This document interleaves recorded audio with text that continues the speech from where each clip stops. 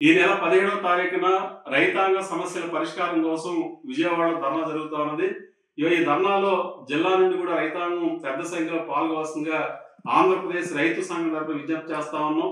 ఇవాళ ప్రధానంగా అధికారంలోకి వచ్చిన కూటమి ప్రభుత్వం రైతాంగాన్ని సమస్యలు పరిష్కరిస్తామని మాది రైతు ప్రభుత్వం అని చెప్పేసి ఆచరణ చెప్తా ఉన్నారు. కానీ ఆచరణలో రైతుల యొక్క సమస్యలు పూర్తి స్థాయిలో పరిష్కారం చేసేందుకు ఈ ప్రభుత్వం చర్యలు తీసుకోవడం లేదు.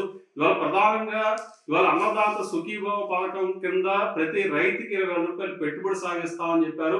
మరి ఎక్కడ కూడా ఇవాళ ఇంతవరకు నిధులు కేటాయించామని చెప్పారు తప్ప పెట్టుబడి సాయం రైతాంగానికి అందించిన పరిస్థితి లేదు. కాబట్టి పెట్టుబడి సాయం నిధులను వెంటనే విడుదల చేసి ఇవాళ అన్నదాత సుఖీభావ పెట్టుబడి సాయం రైతులకి కౌలు రైతులకు కూడా అందించాలని చెప్పేసి ఆంధ్రప్రదేశ్ రైతు సంఘం తరపున ప్రభుత్వాన్ని డిమాండ్ చేస్తా ఉన్నాం. అట్లాగే పంటల బీమా పథకానికి సంబంధించి గత ప్రభుత్వం ఉచిత పంటల బీమా పథకం అమలు చేసింది. కానీ ఈ ప్రభుత్వం ప్రీమియం కట్టమని చెప్పేసి రైతాంగాన్ని కోరుతా ఉన్నది. ఇది చాలా దారుణమైన విషయం. కాబట్టి ఉచిత పంటల బీమా పథకాన్ని అమలు చేయాలని చెప్పేసి మేము ప్రభుత్వాన్ని విజ్ఞప్తి చేస్తా ఉన్నాం.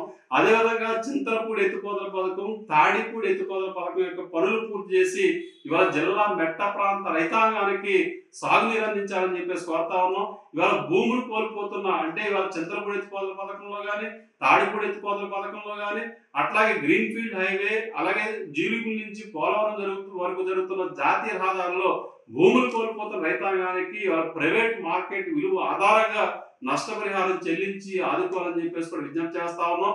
పాడి రైతులకి లీటర్కు 5 రూపాయలు బోనస్ ఇవ్వాలని చెప్పేసి కోరుతా ఉన్నాం.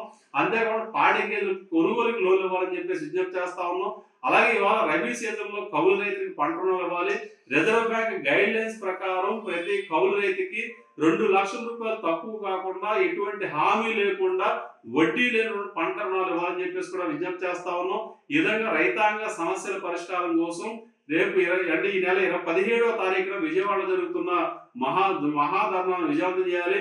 ఈ ధర్నా విజయవాడలో ధర్నా చౌక్ లో జరుగుతా ఉంది. కాబట్టి జిల్లా నుండి రైతులు, కౌలు రైతులు, పంట రైతులు పాల్గొని విజయవంతం చేస్తుండగా మేము రైతు సంఘం తరపున విజ్ఞప్తి చేస్తాము. మరిన్ని వీడియోస్ కోసం ఛానల్ ని సబ్స్క్రైబ్ చేయండి. లేటెస్ట్ అప్డేట్స్ కోసం వాట్సాప్ ఛానల్ ని ఫాలో అవ్వండి. ఆ లింక్ డిస్క్రిప్షన్ లో ఉంది.